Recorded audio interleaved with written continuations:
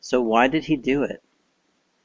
Why did Elliot Rodger go on a killing spree that ended in his own death and the deaths of 6 other people? What kind of person was he? To the feminists, Elliot Rodger was a misogynist, and his actions were an expression of a misogynistic culture.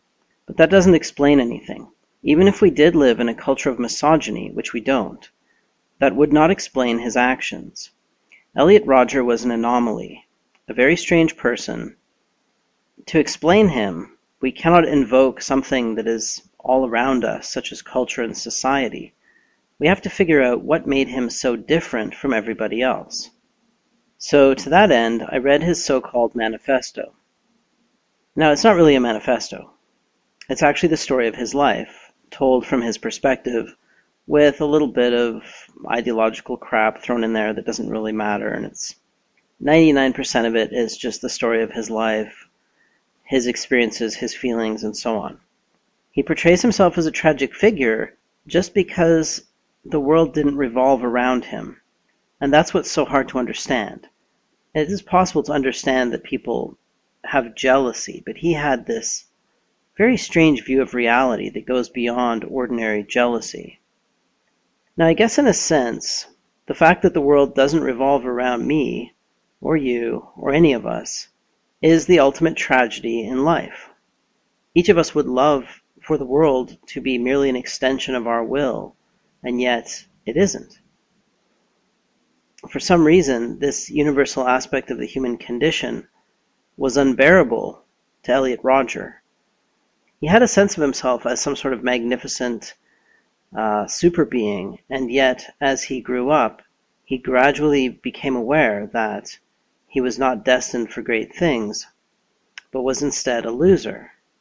And this conflict between his self-image, which was basically a delusion of grandeur, and the reality of who he really was almost unbearable for him. The fact that he was a social outcast, an outsider, a person of low social status, made him hate the world. It made him hate humanity. He viewed the indifference of humanity toward him as a terrible injustice. And eventually, he decided to bring his life to a violent conclusion rather than accommodate himself to reality and his place within it. So he just couldn't fit into the world, and so instead he conceived this fantasy of destroying it for other people. To explain his violent actions, we have to understand this strange worldview, in which he was a special, mistreated, and ultimately doomed snowflake. Other than his killing spree, the strangest thing about Elliot Rodger was his apparent inability to understand how human relationships work. He had an attitude that can only be described as infantile. He didn't understand that relationships are a matter of give and take.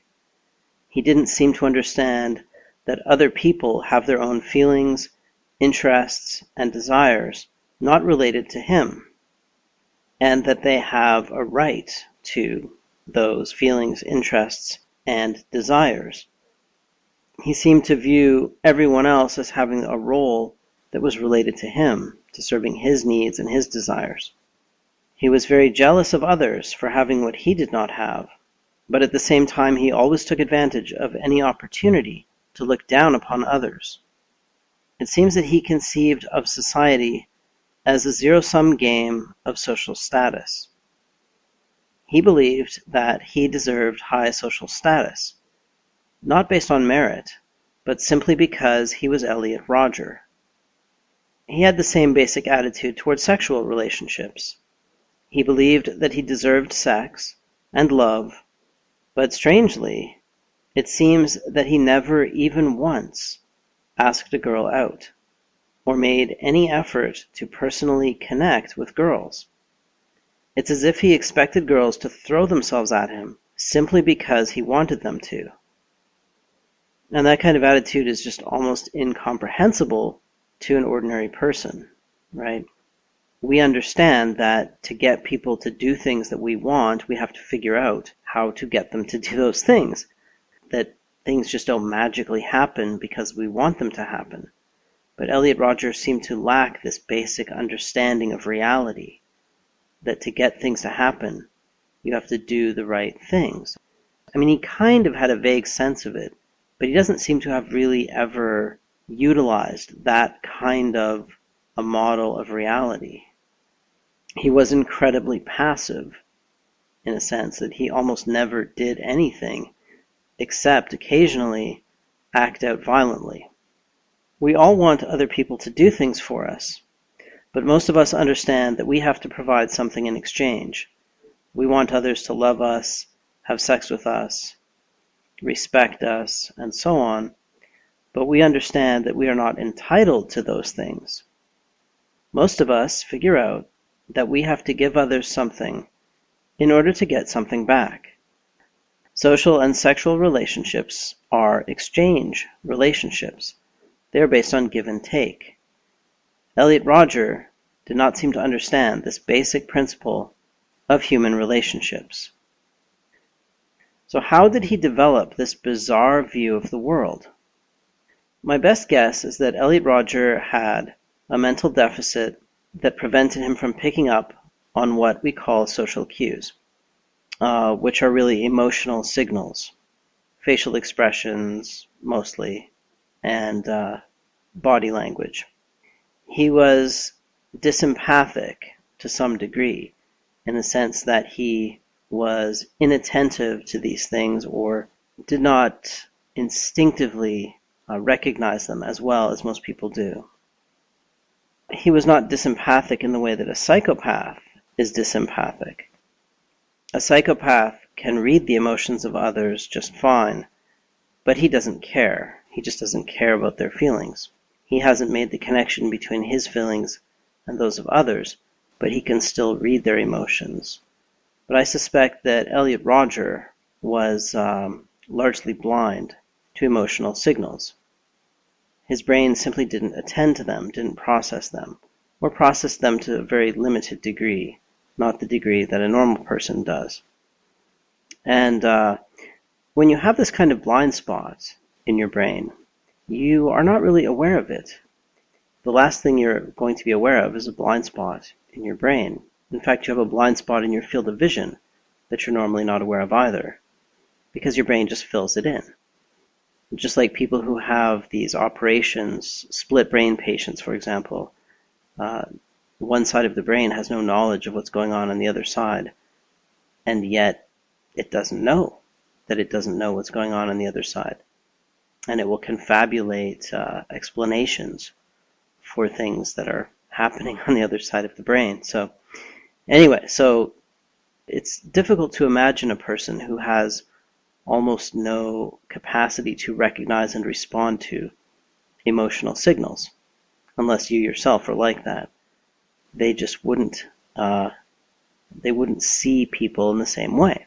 They would see them as objects that move around in the environment and do things, but they wouldn't make that kind of emotional connection to them on which so many things depend. Emotional signals are especially important when you are a baby. They're very important to the way we develop our social selves, our sense of identity, and our relations to others. Emotional signaling is the first form of communication that we use. Babies instinctively use emotional signals to tell their parents that they're hungry, tired, or lonely and want to snuggle.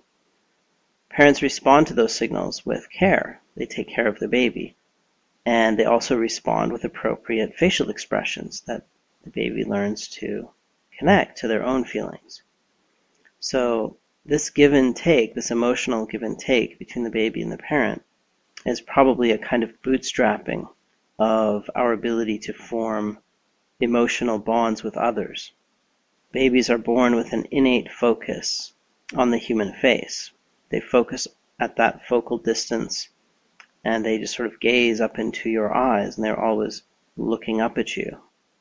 And that's how they bond with their parents. Bonding is largely a matter of gazing at a parent's face. Well, it's also nursing and snuggling. But the gazing is very important, and the gazing, the eye contact, and the mirroring of expressions helps to synchronize emotional states between parent and child.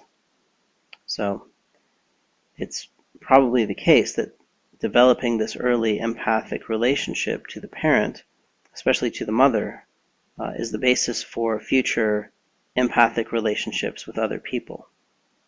And one of the most important kinds of empathic relationships that you can have, other than with your parents or with your children, is with a lover, with a mate. Now, when babies get older, they develop the capacity for language. And language is a second channel of communication. And as such, it's very useful. It allows us to communicate ideas rather than just feelings. But it doesn't replace the first channel, the emotional channel. And in some aspects of life, again, especially sexual interaction, we rely heavily on the nonverbal communication channel.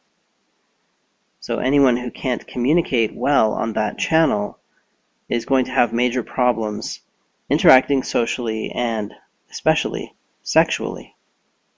If Elliot Rodger was born with a limited ability to read and respond to emotional signals, then that would go a fair ways toward explaining how he developed his strange view of the world. A person who isn't aware of emotional signals doesn't really know that they exist at all, and he would simply be shut out of a lot of human interactions. He wouldn't pick up on social cues, and so he wouldn't be altering or moderating his behavior based on the approval or disapproval of those around him, because he wouldn't be recognizing the emotional signals that they're trying to send him. Typically, this would tend to annoy other people, and so they would then increase the volume first of their emotional signals, then they would start sending him explicit verbal signals, or they would perhaps even push him or something like that. So by this point, right, they're going to then be sort of insulting him or pushing him or something, because they're trying to get him to conform to their expectations for his behavior. But he is not picking up on their signals, so from their perspective, he is sort of misbehaving, right? He's not acting the way they think he should or the way they feel that he should, but he, on the other hand, isn't really getting the signal. So he's not getting the message until it's too late, and then he's being excluded or being pushed or being insulted or whatever, right? At that point, it becomes an unpleasant interaction. So most of his social interactions would be negative. He wouldn't be getting a lot of positive feedback, and he wouldn't have the ability to easily correct his behavior or navigate this emotional world that he is largely oblivious to. So that would make him tend to withdraw from social contact, and also he's being excluded from it because he's not fitting in. And that in turn would be a vicious circle, right? A vicious cycle, because his exclusion and his isolation would limit his abilities to improve his social skills, right? To acquire some skills that would compensate for his mental deficits. The inability to read emotional signals would also partially explain his infantile behavior and his attitude of entitlement. As a child, he would naturally learn that his emotional states would result, in an almost magical way, in getting what he wanted from his parents. He would feel a certain way, he would feel upset or whatever. He would emote. He wouldn't know even perhaps how he's emoting, but he would feel a certain way. His parents would recognize that he's not happy. They would try to figure out the problem, and they would try to solve it for him. And that's how we treat children, right? That's how we treat babies, infants. We try to figure out what their problem is, and we solve it for them. Now, all of us are all the time inducing models of how the world works based on our experience. So Elliot would be in this environment where he is just getting whatever he wants because he wants it. And so he's going to induce a model of the world in which he's this special person who gets what he wants, right? And he's going to feel that this is not only the way things are, but the way they should be. He should be just getting what he wants because he wants it, because he's a special person. And that's really how we treat children, and we treat them, these days, we treat them like that perhaps more than we should. As you grow up, you need to develop other models of how to solve problems. You need to develop models of the world in which you solve your own problems by taking action that brings about the effects that you want. But he never seems to have acquired models like that. He was prone to crying fits and temper tantrums even into his 20s, which is another strange thing about him. He acted like a child even in his late teens and early 20s, up to the point where he died. He was still acting emotionally and socially like an infant. He never developed an adult manner of relating to the world or to other people. In his so-called manifesto, he describes his expectations of others and how he would get angry when they didn't live up to his expectations. And he doesn't seem to understand his own role in others not meeting his expectations and not doing what he wants. And he doesn't seem aware of how awful he comes across in his own manifesto.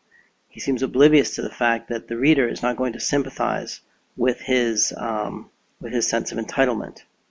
So what this means is he never developed a good model of how other people work. He has only the vaguest notion of what other people are like on the inside, and he tends to see everything from his own perspective.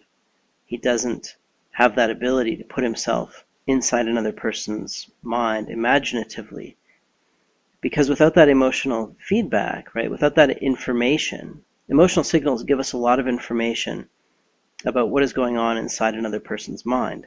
And if you're not receiving that information, then your models of other people's minds are going to be limited. Now, you might develop a more sort of scientific understanding of somebody's mind, but your sort of hands-on, day-to-day practical models that your brain is using to figure out what to do, they're going to be deficient because your information source is deficient. That's why his inability to read emotional signals would explain to some degree why he never developed this an adult way of relating to the world. But it doesn't fully explain it. It's also the fact that he was pampered, spoiled, and treated like an infant by his parents, especially by his mother. He was given expensive clothes. He was given a BMW. He was supported by his parents all through his teens and into his 20s. He only ever had 2 jobs. One was helping a neighbor build a staircase, and I think his father got him that job. And then he got a janitorial job, which he quit the day he started working because he felt it was beneath him. He was never put in a position where he had to overcome adversity and where he succeeded at it, where he was capable of actually solving problems, whether they were social problems or just everyday physical problems. Instead, he developed a pattern of withdrawing from problems and withdrawing from social interaction. And this withdrawal took place both on a physical level and a mental level. Physically, he avoided people and situations that he found difficult. Mentally, he withdrew into a fantasy world. His greatest and perhaps his only real accomplishment in life seems to be attaining high-level characters in World of Warcraft. That's the sort of thing he did with his time, rather than go out and acquire social skills or work or, attain good grades. I mean, he didn't seem to do any of those things. He didn't seem to have any concept of working toward a goal. Instead, he just withdrew from reality. And in doing that, he became more detached from it and less able to act effectively in it. So it was another vicious cycle. The more he withdrew, the less effective he became, the more reason he had to avoid things. But human beings are social animals, and even though he withdrew from the social world, he was also attracted to it. Nobody can really withdraw entirely from a social world. He was aware that he had low social status, and he did try a few things to change that, but each time they failed, mainly because he gave up very easily. Now, perhaps with his mental deficits, he never really had a chance, but you don't know until you try, and Elliot Rodger didn't really try. Eventually, he managed to alienate himself from almost everyone in his life, from roommates, from his only real friend of his entire life, James, that he met in elementary school because they both liked kicking dust. And so they became friends, and they were online friends and gaming friends. But finally his friend James got sick of him because of his attitude and his behavior and rejected him. And I think the only person that he was really still connected to by the end of this was his mother. Almost everyone else had either rejected him or he had withdrawn from them. Now, one of his big mistakes along this path was the decision to move to Isla Vista, the party town where he went to college. That was a big mistake because nothing could possibly be more alienating or frustrating than being surrounded by beautiful, socially successful, sexually active young people. Right?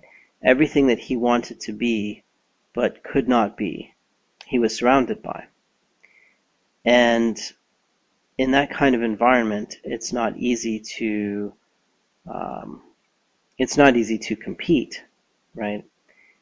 He was completely out of place and completely out of his league. He would have been much better off getting a menial job, like a job in the mall or something, maybe, doing some simple task, and in the process learning some basic social skills, like just don't piss people off, right? Don't piss off your manager. Do what people want you to do. Learning the kind of skills that he could have learned to compensate for his difficulties in social interaction. And from there, he could have possibly built up a life. But going to that college party town and trying to, and imagining that he would just somehow magically become socially successful and get a beautiful girlfriend and all that. I mean, it was just completely ridiculous, right? It was purely fantasy, and he had no means of achieving it or even working toward it. So what he did there was really just wander around and feel left out. He describes, sitting outside of Domino's Pizza, drinking a Coke and just watching people go by and feeling angry, right? That's what he was doing when he was there. He didn't make any real efforts to connect with other people. He did socialize with a few other people that he met that were roommates of his or connections through roommates, but they were basically losers like he was, like not successful socially. And he either abandoned those relationships when they didn't seem to be helping him, and again, he talks about this in his manifesto in a totally non-self-conscious way, as if there's nothing wrong with just having friends, using them to try and get laid, and then or get a girlfriend or whatever, and then if they're not helping you, just ditch them. So he has no concept of friendship, right, or of human relationships. It's just, he's just, well, maybe I can use these people to get what I want, and if I can't use them for that purpose, I'll discard them and just, try something else.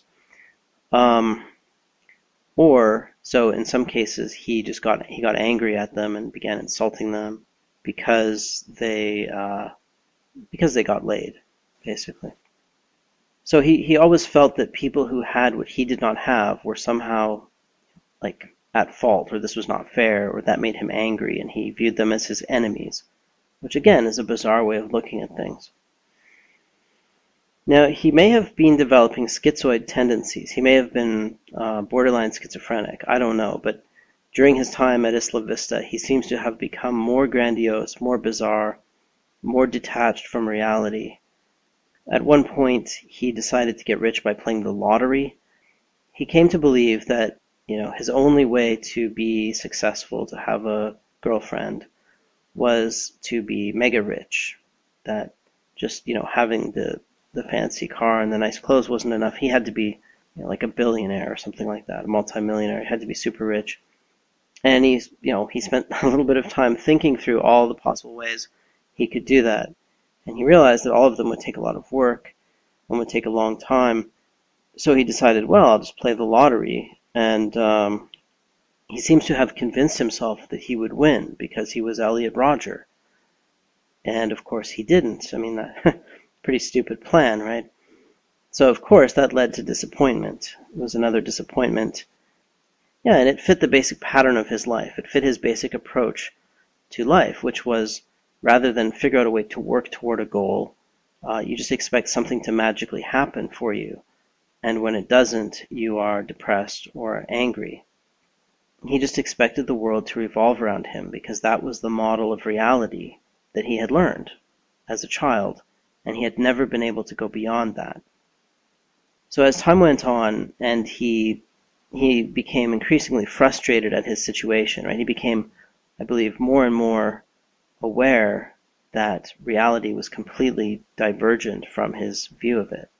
I think the truth was imposing on him, right? Because being in this party town and realizing that he had absolutely no way of connecting with people, no chance of ever being like these popular kids with their beautiful girlfriends, he was never going to be like that. This started to drive him crazy. This started to drive him to the point of acting out. So he first started acting out in what he viewed as revenge, right? His revenge against the world for not giving him what he wanted, by throwing drinks at people. So he would like drive past some young, beautiful couple and throw his drink at them and then drive away before they could retaliate. He took a super soaker, filled it with orange juice, went to a park where some young guys and girls were hanging out and sprayed them with the orange juice and then ran away. But then this escalated. He started drinking as well. At one point, he got drunk and he went out wandering around Isla Vista. He went into a house party that he wasn't invited to, but he just wandered in. But instead of doing what one would do at a house party, which is make conversation, try to talk to girls, try to talk to guys, just kind of try to make things happen, he didn't have that ability. So instead, it's kind of funny, he went in there and then, as he describes it, he started insulting this guy because the guy was an Asian guy and he was talking to a white girl, and Elliot felt, well, he deserved to, how dare this guy talk to that girl when he didn't have a girlfriend. Again, it's this bizarre view of the world. So they just kind of laughed it off because he was completely drunk, stumbling drunk at that point. But then he wandered off. He went to sit down on this ledge. Some young people were there, some young guys were there, some girls came and talked to the guys, and they ignored him. And this put him into a rage. He started insulting the guys, acting like a jerk. Then he actually tried to push some of the girls off the ledge, and the guys pushed him off the ledge, and he ended up breaking his ankle when he fell. Even with the broken ankle, then he ended up getting in another fight that night before he went back home. I think he went back to retrieve something like sunglasses that he had lost, and he was acting arrogant or accusing people or something, and they beat him up. And then anyway, so he had a really bad night. He got his ankle broken and he got beaten up, and he lost his sunglasses and he lost a gold chain. So he had a really bad time at Isla Vista. I think that was like the low point, right, where he absolutely hit the kind of rock bottom. And I think at that point he gave up on trying to succeed socially. He gave up on his dream at that point. And once he had given up on that dream, then the only fantasy left, right, that he could retreat into was revenge. It was his revenge fantasy that was left. So he had had these two competing fantasies in his mind for some time. One was a fantasy of social success, of having a beautiful girlfriend, being this cool Southern California guy with a beautiful girlfriend, this archetype. He had abstracted from the media, from all kinds of things, right, of what you're supposed to be. He had that archetype. And then he also had been developing for many years a grudge against people, against humanity, against the world. He had been developing these revenge fantasies of being powerful, of being violent, of crushing people that he considered to be his enemies because they were successful and it wasn't fair that he wasn't. So once the dream fantasy was completely and utterly destroyed, then there was nothing else left to do, right? Except focus on the revenge fantasy. There was no way he could reconstruct his worldview so that he had some other goal to aim for. He had these two fantasies in a sort of state of tension, but the revenge fantasy was building in strength because it was the more realistic, right? It was more realistic that he would make people suffer and enact revenge on humanity than that he would ever be this archetype, this guy with a beautiful girlfriend who was successful. So he started to focus on this plot of torturing and killing people. By this point, he had decided to dedicate his life to this one opportunity to feel the power that he wanted to feel.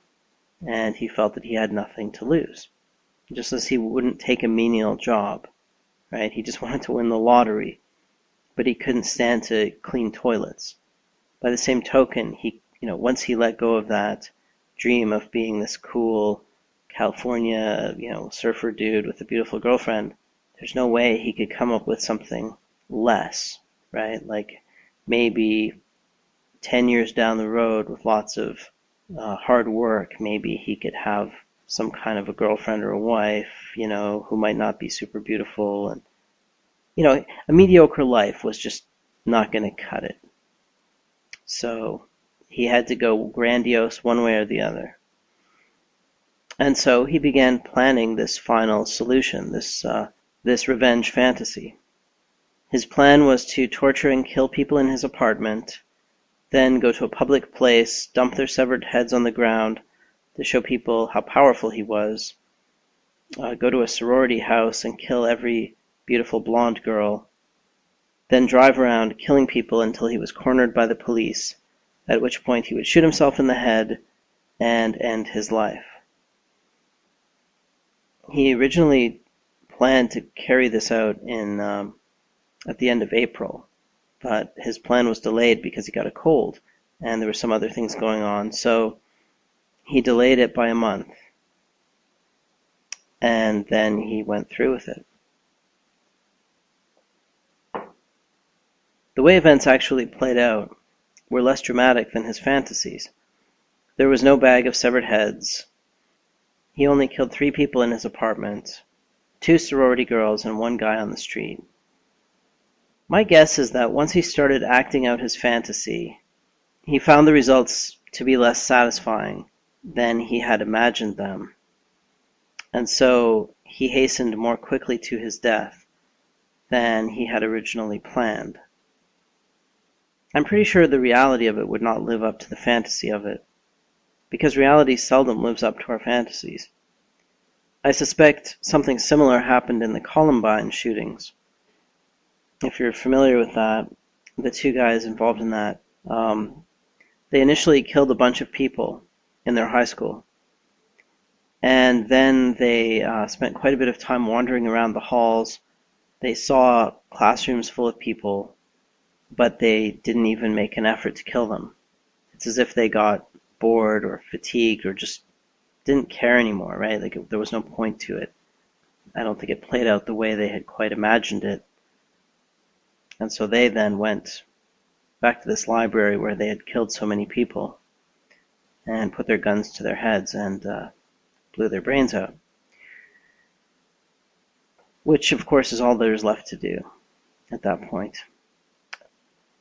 And I think the same thing was probably true of Elliot Rodger, that he became disoriented and confused by the stark contrast between his fantasies, in which he probably imagined that he would feel very powerful. And I suppose that in the reality of that, you wouldn't feel all that powerful at all. You would feel somewhat horrified and sickened and scared and just, I don't know, have a complete sense of disconnection, disorientation, confusion. Is this real? Am I really doing this? I don't know. That's what I imagine. They killed themselves, so we don't know what they were thinking. But so some people are trying to pin the blame on culture. Now, did culture play a role in this tragedy? Well, I mean, of course it does, right? Culture always plays a role in everything. It's the context in which everything takes place. One of the cultural factors that I think is important in this event is the strong association of male social status with sexual prowess. The ability to get laid is the ultimate proof of male power. It is the definition of male social status. And the inability to get laid is the ultimate shame. The media constantly taunt men with images of sexual prowess that very few men will ever attain. Right? Rock stars and celebrities that have beautiful women fawning all over them. I'm not going to say I've never had beautiful women fawning over me, because I suppose I have on a couple of occasions, but not to that extent, right? I guess every dog has his day, but well, maybe not every dog. But no, I mean, most of the time, most guys are, just schmucks that don't get much attention from women. But that's life, right? And most of us accept that as life. But some people who live in more of this fantasy world and are less connected to reality, well, they start to believe maybe that is what everyone else is experiencing. And then also, Elliot Rodger lived in, a fairly posh part of Southern California. His family knew famous people. He moved in those circles. He wasn't really part of those circles, but he was connected to them. He was immersed in a culture of status and a culture of sexuality, of hypersexuality. And in that environment, his low status, his virginity, his celibacy was even more brought into contrast with everything else. You feel like a loser compared to the people around you. So I think it did play a role, but I don't think it played the role that some people think. I don't think that the manosphere was connected to this in any way. I mean, he seems to have been much more interested in Pokemon than the manosphere. So now Elliot Rodger is a unique case. He's certainly an interesting case, but he's not entirely unique. He does have some similarities to other mass killers. So I thought I'd just go through a couple of examples. The Columbine killers are somewhat similar in being deeply immersed in a fantasy world, having strong feelings of social inferiority. I think both of them were virgins, although I might have that wrong. And they wanted to kill the people that they hated because those people had, as they saw it, had rejected them. But they were also very, very immersed in fantasies, just like Elliot Rodger was. Another killer that I think is similar is the Unabomber. He was a socially awkward loner. He was, as far as I know, I think he was a lifelong celibate. I don't think he ever had sex. His violent revenge fantasies first started because of sexual frustration. He first started developing this anger, this hatred against the world when he was living in an apartment or a room or something at the college where he was going. And I think it was the people in the next room or the people above him were having sex all the time. And he was hearing it all the time, and he was extremely sexually frustrated. And he actually came up with this idea that he wanted to get a sex change operation just so that he could feel a woman's body. Right? He was so desperate to touch a woman, and he felt this was something that he would never be able to do. So he actually, at one point, went to a psychiatrist because he was going to request a sex change, but then he realized that was a stupid idea, and he didn't tell the psychiatrist why he came. He just made up some story and then left. But from that point on, it seems to be that was the point where it was kind of a turning point in his life. he felt that he had been sort of betrayed or tricked into being this kind of person that he became, right? This kind of nerd or loser and failure. And he developed this strong sense of anger against the world. And he also was childish. His parents supported him almost his entire life. Even though he had gone through school in an accelerated way because he was extremely good at mathematics, and he was just really good in school, but he wasn't very good with people. He was extremely socially alienated, isolated. Even as a professor at Berkeley in the 60s, he couldn't get laid because he just couldn't emotionally relate to women. So there are really, I think, three categories of mentally disordered killers, and those are psychopathic, schizophrenic, and autistic. Schizophrenics do sometimes develop very strange delusions. When they kill, it's often family members or people they know. The autistic killers seem to strike out at society, what represents society to them, because they feel that they have been excluded, hated, treated badly. They also have that kind of difficulty in developing a sense of the rights and obligations in society, a sense of what is fair. Elliot Rodger had a very strange concept of what is fair. He doesn't seem to have developed the kind of moral intuitions that most ordinary people develop. And then the psychopaths, who just like a lot of stimulation and don't really care. They need a lot of excitement in their life. They're sort of thrill killers. So despair, rage killing versus thrill killing versus schizophrenics who kill because they have some crazy idea in their head. Anyway, but of course most people who have any of those conditions are not killers, right? There has to be more to it. Even people who say, well, Elliot Rodger was clearly insane, still that's not a sufficient explanation for his killing, because so many people have similar mental deficits. So when it comes down to who is to blame, I think the answer is very simple. The person who is to blame is Elliot Rodger, and that's it. The blame rests solely on the individual who committed the crime. Trying to understand the personality and the psychological traits that lead someone to do this does not, in my opinion, exculpate them. It doesn't take away the blame from them. I believe that we have to assign responsibility to individuals for their actions regardless of their psychological condition. In fact, I don't even believe there should be an insanity defense. I believe that in the sentencing phase you should take insanity into account. But I think as far as guilt or innocence, it's very important that we as a society hold individuals responsible for their actions. That is one of the fundamental principles of our society, the rule of law. When we start eroding that principle, our society will start to erode. Everyone in life gets dealt some hand of cards, and we each get dealt that hand and we have to play it, and that's life.